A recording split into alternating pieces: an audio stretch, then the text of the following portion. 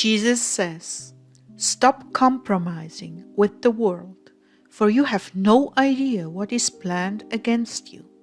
January 28th, 2020. Words from Jesus to Sister Claire, spoken by Jackie. Claire began, "My precious family, truly we are one in the Lord and part of the overall body of Christ. When we come from the world, we are used to acting as independent adults, making our own decisions, doing as we think best with our time. But when we come together as a family in God, there is a new challenge, laying down the independent style of life for one that is knitted together in brotherly love and concord. This is a new lifestyle that enables us to move as one under God, rather than as individuals with our own agendas that come together because it is convenient. In a word, we are dying to ourselves to live as Jesus has called us, functioning harmoniously and holding brotherly love as the special way of life. As a family, we have goals that profit all of us. We share everything in common. We see to the needs of one another. We look out for those who are weaker. We contribute and take care of those things that make a healthy community. At this point, I kind of ran out of what I wanted to say, and Jesus began. My tender shoots, I have been with you in your endeavors to form a community, and I am well pleased with the shifts that have taken place in your hearts. I see real effort and sacrifice, and you've truly embraced the right idea. This is a training ground, and what you experience personally in your own minds and hearts, you will someday experience with those you invite into your own communities. Therefore, I want you to pay particular attention to your interior struggles. I want you to be familiar with and understand that you no longer act as your own agent, but as an integral part of the whole, very much a family of God. I'm in your midst and many times direct you to the changes you need to make in your thinking.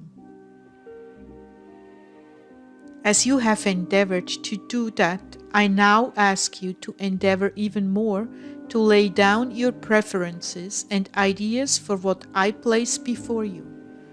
I'm working in your hearts every moment of every day. I speak to you in tender whispers and subtle urges to choose one action over another. There is still a great deal some of you need to lay down in order to be a true functioning part of what I'm building here and what you will build elsewhere. I am knitting your hearts together for my own purposes, and the work that has been begun here will continue. Though some will be separated at times by distance, in heaven and in the spirit there is no distance. Rather, what has been brought together will endure throughout eternity.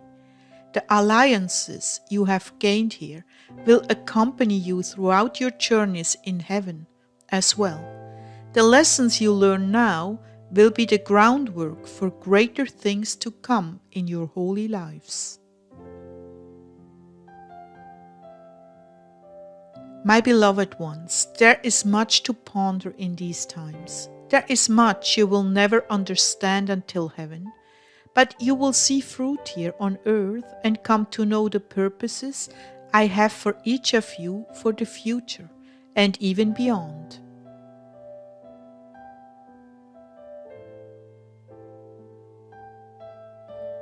And then I took a break from this message, and 2 days later he picked it up again.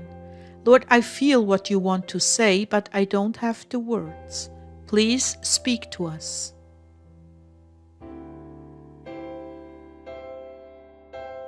Jesus began, Your reading said, "A sheep wandering alone in the forest is a fair game for the wolf."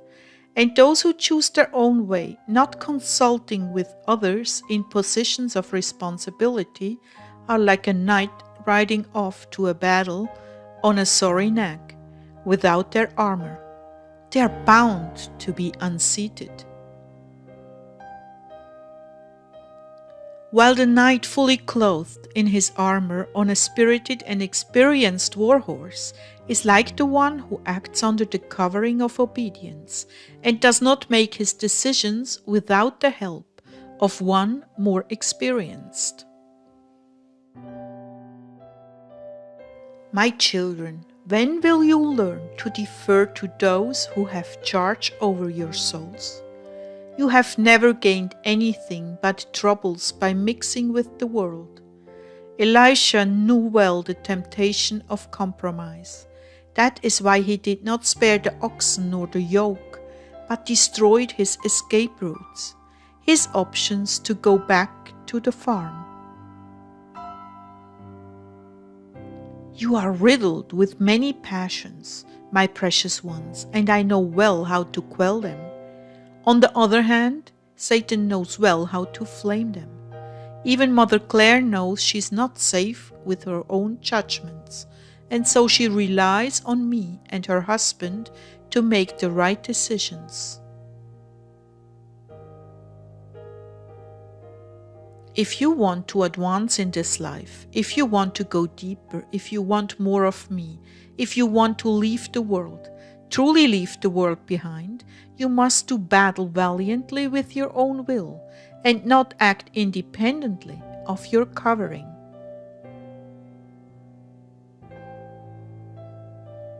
Lord, I didn't want to be a dictator at Christmas time when several people wanted to go home, yet I knew there was something wrong with these decisions that were being made. I could feel it in my spirit.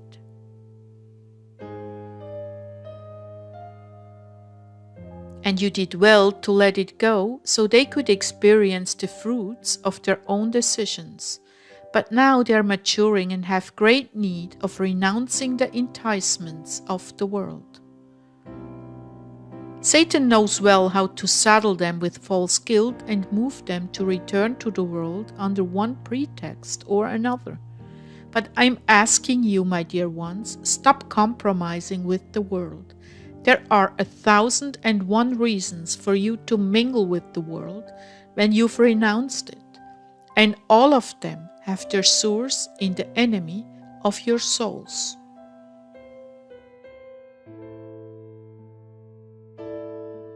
You, however, cannot see this. That is why you need an overseer to consult and base your decisions on wisdom beyond your years in the world. It takes only a tiny crack to open the door to sin. Satan makes little of these cracks, pumping you up with assurance that you are too strong to fall. And besides, there is a good deed you can do by mingling with others. What you do not see is the trap waiting for you, just to step outside the boundaries of your covering. And when you do, down comes the net and you are entrapped. This is because you relied on your own counsel and did not seek the counsel of your elder.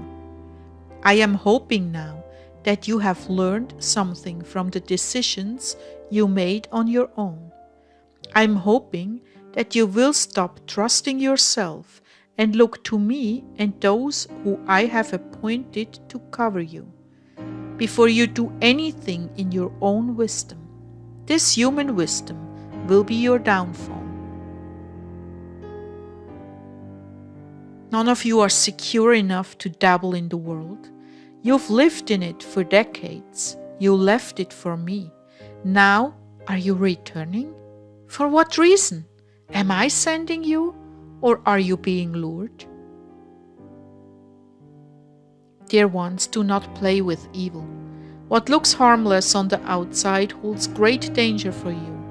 Once you are in the safety of the sheepfold, do not wander and cross over the fence erected for your security.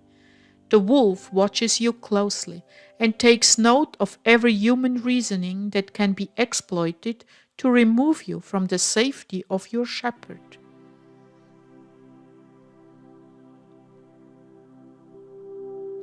I want you to grow in holiness, not be subjected to manipulation by men who do not have my heart for you, but are acting strictly on human impulse and reasoning. They are being used by the enemy to steal your holy way of life from you, and sadly, you have no vision of what is being planned and played against you. In a moment of weakness, you could lose it all. Do not wander, my precious ones. Keep your eyes on the prize and stay within the boundaries of the sheepfold. No man in the armed forces gets involved with civilian affairs. How much more should you honor your commitment to me, even when it entails disappointing those in the world? They have made their choice, and you have made yours. Be steadfast. No man putting his hand to the plow takes his eyes off the soil, even for 1 second, lest he and the plow meet with destruction. Oh, how I love you, and have many gifts planned for you as you empty yourself before me, to make room for them. I will not invest my precious gifts in wild sheep. Only those who hearken to the call of their master and are not moved by any other motive or call. Only those can be trusted with my riches. Lean not on your own understanding, so that I alone may direct your path. I bless you now in your hearing ears with the graces of humility and docility, that you may be found trustworthy of the riches of the kingdom of heaven.